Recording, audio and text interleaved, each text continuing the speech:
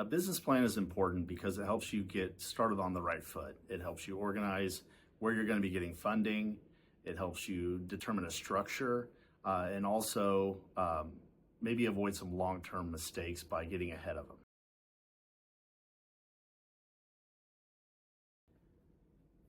Well, it's going to depend. The first question you have to answer is, are you going to be a single member entity? Are you going to be the only owner, or are you going to have partners? Because obviously a business plan for where you are the single owner and the only owner is going to have some different issues than if you have a business partner.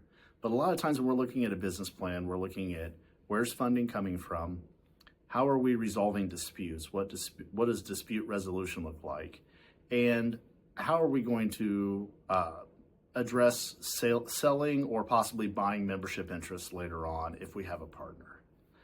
Some other concerns would be taxation and generally just how is decision making going to operate with the entity itself.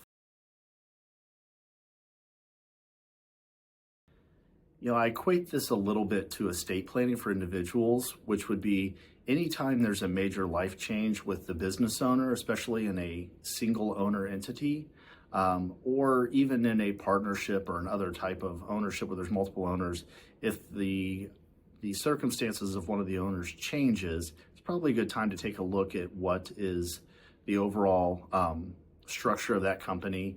Also, as people are getting closer to retirement age, looking at what does the business allow for and require with regard to retirement. And also anytime for an annual meeting, it might be at least worth going over some highlights of the company and making sure it's still functioning the way that you want it to function.